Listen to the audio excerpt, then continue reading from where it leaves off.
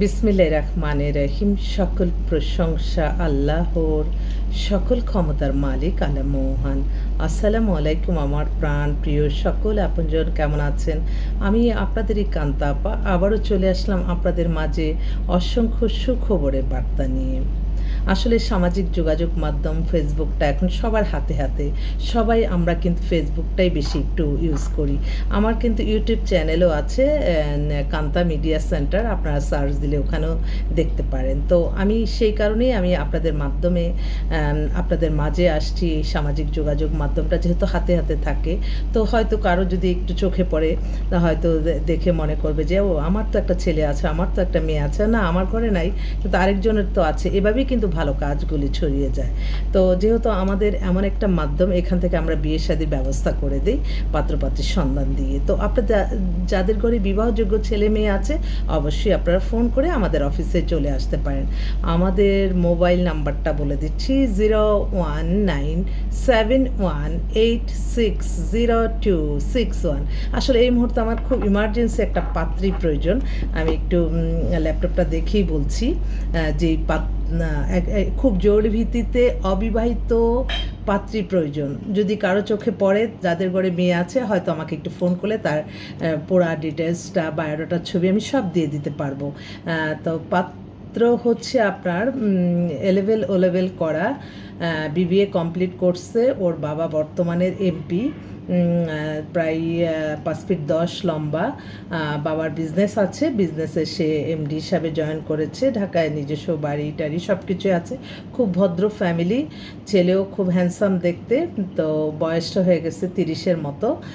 তো যেহেতু এত একটু রাজনৈতিক পরিবারে, বর্তমানে সরকারের এমপি, তো তারা এরকম একটা পরিবার চাচ্ছে যে পরিবার একটু রাজনীতি মাইন্ডের, বা দেখতে একটু সুন্দর, মানে সব মিলে একটা ভালো মেয়ে চাচ্ছে। তো আমি তো সবসময় বলি যে আমার যে পাত্রপক্ষদের কিন্তু কখনোই কোনো ডিমান্ড থাকে না, মেয়েদেরই যত ডিমান্ড আমাদের।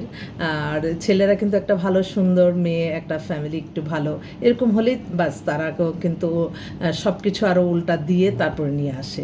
তো এই ভাইয়ের ওনারা বলল যে আমার ছেলেকে আমরা চাচ্ছি এই 2-1 মাসের মধ্যেই বিয়ে করাবো, আপনাকে প্রথম দিলাম, আপনি আমাদের জন্য একটা ভালো মেয়ে মিলিয়ে দেন। তো আচ্ছা আচ্ছা ঠিক আছে, দেখি আমি একটু ডিসপ্লে করি।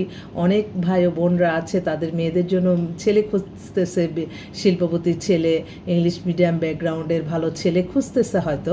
তো যদি কারো চোখে পড়ে, অবশ্যই আমাকে ফোন করে আমাদের তাদের ডিটেলসটা আমি আপনাদেরকে দিয়ে দিতে পারবো। তো এই মুহূর্তে আমার পাত্রী আহ্বান করলাম আর কি।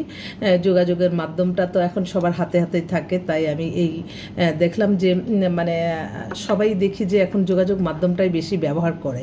তো সেজন্যই আমি আপনাদের মাঝে প্রতিদিন আসি, এবং আপনাদের সাহায্য সহযোগিতায় কিন্তু এই প্রতিষ্ঠানটি পরিচালিত হচ্ছে।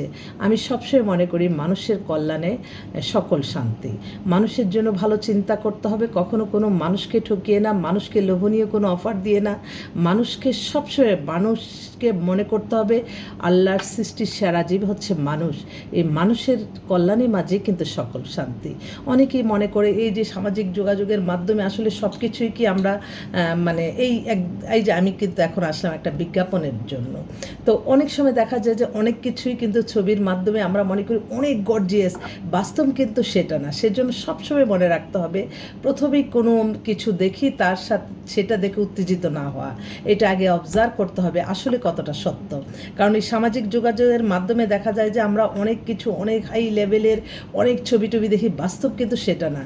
তো এই যে এই সারাক্ষণই এখন আসতেছে যে ওই যে কে জানি কত লক্ষ টাকার গরু কিনছে, এই কিনছে সে, কিন্তু আমি সবসময় বলছি যে হঠাৎ কিন্তু মানুষ কিন্তু একটা সেকেন্ডে বিপদে পড়ে যায়। কিন্তু যারা আমরা একটু একটু মানে সামাজিক যোগাযোগ মাধ্যমটা বেশি ব্যবহার করি এবং প্লাস আমরা একটু সচেতন, তারা কিন্তু বুঝি যে এটা হয়তো একটা ছবি, বাট অনেকে এটাকে অনেক কিছু করে ফেলে। সেই জন্যই কারোর সাথে যদি কোনো বিখ্যাত মানুষের সাথে ছবি দেখেন, কখনোই মনে করবেন না তার সাথে তার খুব ক্লোজ সম্পর্ক। এটা জাস্ট একটা আল্লাহর সৃষ্টি, আল্লাহ মহান এটা সৃষ্টি করেছে আমাদের এই ফেসবুক। যে আগে আমরা নিতাম কি, অটোগ্রাফ নিতাম, এখন একটা বিখ্যাত মানুষের, ক্ষমতাধর মানুষের কাছে গেলাম, তার সাথে একটা ছবি দিলাম, এই ছবিটাই শুধু, আর অন্য কোনো কিছুই না। সেজন্য এগুলো দেখেও মনে করে যে আল্লাহ, তার সাথে যেহেতু এত ভালো একটা সম্পর্ক, একটা ছবি দেখি, তাকে দিয়ে হয়তো আমরা তাকে কোনো কিছু অবৈধ কোনো কাজ করানো যাবে। যেমন আমি অবৈধ বলবো সেটাকে, যেটা মানুষ ধরেন এই যে অনেক আসতেছে, আমি জাস্ট একটু আমার অভিজ্ঞতা থেকে, এই যে এত যখন যে চেয়ারে ক্ষমতায় থাকে সে কিন্তু ভালোই থাকে, আশেপাশের মানুষগুলি কিন্তু তাকে খারাপ বানানোর জন্য চেষ্টা করে। তবে যারা একটু সচেতন তারা কিন্তু অ্যাভয়েড করে যায়। কিন্তু যারা সবাই তো, আল্লাহ তো সবাইকে সে একভাবে তৈরি করে নাই। একটা একটা মানুষের মেন্টালিটি এক এক রকম, এক একটা মানুষের চরিত্র এক এক রকম, এটা কিন্তু বুঝতে হবে। আমি মনে করি যারা দুর্নীতি করার জন্য যারা প্রস্তাবটা নিয়ে আসে যে আমার এই কাজটা করে দিলে, সামান্য ক্ষুদ্র মানুষ, আমি এখানে অনেকে বলে আপনার সাথে তো অনেক পরিচয় আছে, আমার এই চাকরিটা ব্যবস্থা করে দেন না, 10 লাখ দিব, এই দিব, এই যে এই যারা এইসব অফার দিবে তাদেরকে আগে বিচার করতে হবে।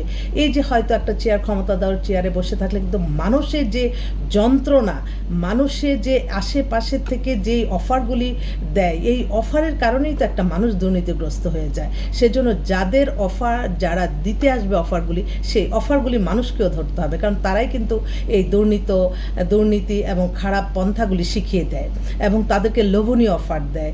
এই লোভে কিন্তু সবাই মানুষ, তো আমরা লোভে কিন্তু পড়ে যায় অনেকেই। তো সেজন্য এগুলিও আমাদের একটু চিন্তা মাথায় রাখতে হবে। জাস্ট একটু অভিজ্ঞতায় এত কিছু দেখতেছি, এত অর্থবিত্তর মালিক, এই মালিক, সে আসলে কিন্তু সে তার জায়গায় থেকে কিন্তু সে মানে ভালোই থাকে আমি মনে করি। কারণ আমি অনেক মানুষ এই সামাজিক কাজ করি, দেখে অনেক মানুষের সাথে, একদম হাই লেভেলের থেকে একদম নিম্নবিত্ত মানুষের সাথেও আমাদের কথাবার্তা হয়, অভিজ্ঞতা হয়। সেজন্য বললাম। তো যতক্ষণ আমি মনে করি, যতক্ষণ আমরা যেই চেয়ারের দায়িত্ব নিয়ে কাজ করব, সেই চেয়ারের যে দায়িত্বগুলি আমরা তো করবে, এবং আশেপাশে মানুষের কল্যাণে কাজ করতে হবে, এবং লোভনীয় কিছু অ্যাভয়েড করতে হবে। যেখানেই লোভ থাকবে সেখানেই কিন্তু দেখবেন যে আপনার বিপদ আছে। এটা এখন হয়তো বুঝতেছি না, পরবর্তী কিন্তু এটা বোঝা যাবে। সেজন্য এই লোভনীয় অফারগুলি থেকে আমাদের দূরে থাকতে হবে। সবাইকে সত্যের পথেই থাকতে হবে। অনেক মেল চলে আসতেছে আমার, আবার সবাই সারাক্ষণ, এই দুইটা চোখ কিন্তু আমার চশমা ছাড়া দেখিও না, সারাক্ষণ আমার এই ইমেল, হোয়াটসঅ্যাপ, ইমো, ভাইবার, সারাক্ষণই কিন্তু আমি সবার সাথে আমার যোগাযোগ করছি আর কি। তো আপনাদের বিয়ে নিয়ে কোনো চিন্তা নাই, কান্তাপ্পা আমি আছি আপনাদের মাঝে, এবং আল্লাহ যদি যতদিন সুস্থ রাখে মানুষের কল্যাণে কাজ করতে চাই, এবং আল্লাহ সেই তৌফিক যাতে দান করেন। কালকে হঠাৎ জাস্ট একটু বলতেছি, এক পাত্রী, তাকে আমেরিকা সে অনেক বছর আগে বিয়ে দিছি, তো সে হঠাৎ করে আসছে, বাসায় এসে হাজির, অনেক করে বলে যে তুমি কি জানো তুমি দেশের একটা সম্পদ। কথাটা শুনে খুব আমি অবাক হলাম, কেন তোমার এরকম মনে হলো? তুমি জানো না আমাদের আমেরিকাতে তুমি কত মেয়েদের কত ভালো ভালো বিয়ে দিচ্ছ, তারা অনেকেই আমার সাথে যোগাযোগ হয়েছে, তুমি আসলে একটা দেশের সম্পদ। তখন আমার কাছে খুব ভালো লাগলো যে একটা সুন্দর একটা কথা বলেছে।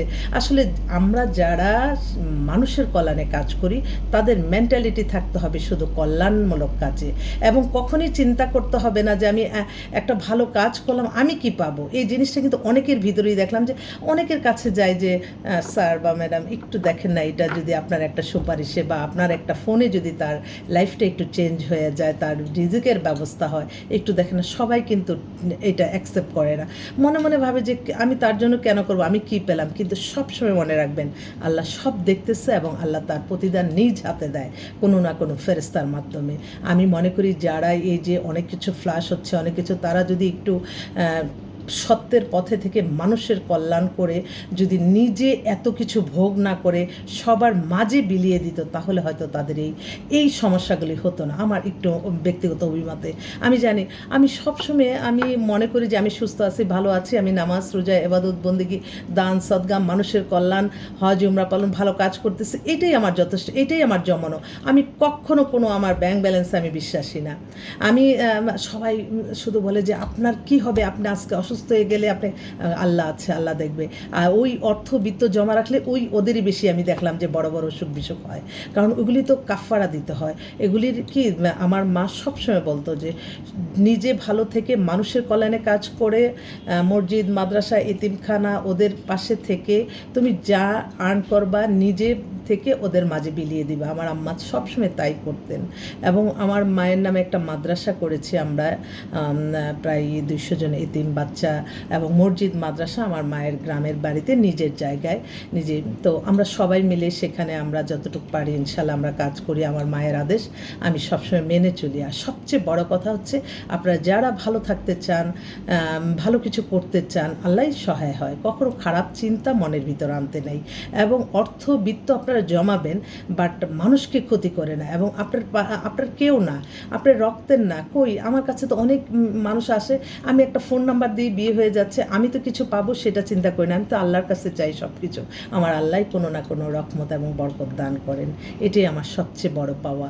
জাস্ট একটু অভিজ্ঞতা একটু একটু করে বললাম, কেউ কিছু মনে করবেন না। কারণ মানুষ কিন্তু আজকাল হঠাৎের মধ্যে বিপদে পড়ে যায়। একটা ছোট্ট একটা কথার কারণে মানুষ, ছোট্ট একটা ছবির কারণে কিন্তু মানুষ ভাইরাল টাইরাল করে একদম তার জীবন শেষ।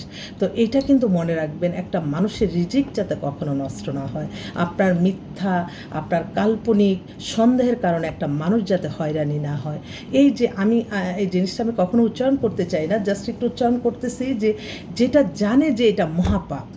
আমি নিজে অভিজ্ঞতা, এক মেয়ে ছেলেকে ভালোবাসে, পরশুদিন তারা দুজন আসছে আমার অফিসে, বলে যে আমরা বিয়ে করব, তা না হলে আমি মরে যাব। তো আমি যেই ছেলেটাই নিজের মায়াই করে না, সেই ছেলেকে তুমি বিয়ে করে কি করবে? যেই ছেলে বা মেয়েরা নিজেরা এই ডিসিশন নেয় এটা জেনেও যে এটা মহাপাপ, সেই মানুষটির জন্য আপনারা অসহায় অনেক মানুষ কিন্তু ফেসে যায়। যে মরে যায় সে তো মরেই যায়, সে তো আর জানে না যে কার কারণে কি যে এই দুনিয়াতে তুমি তো মরে গেলা, কিন্তু দুনিয়ার মানুষগুলিকে কিন্তু তুমি অনেক হয়রানি করে গেলা, এটার জন্য কিন্তু তোমার গুনাহ হবে। তাই যেটা আমাদের জীবন মানে কি, জীবনে হাসি কান্না দুঃখ সব কিছু আসবে, সেই সবসময় মনে রাখতে হবে আল্লাহর যেগুলি আদেশ আমরা মেনে চলবো, যেগুলি নিষেধ আমরা মেনে চলবো, তাহলে দেখবেন আপনারা ভালো থাকবেন। তো সবাইকে অনেক অনেক সালাম, দোয়া।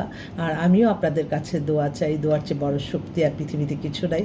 আমার কোনো কথাতে যদি কেউ কিছু মনে করেন প্লিজ আমাকে ফোনে কিন্তু জানাবেন। আমার মোবাইল নাম্বারটা বলে দিচ্ছি, 01711860261, এই নাম্বারে। তো সবাই ভালো থাকবেন। আসসালামু আলাইকুম।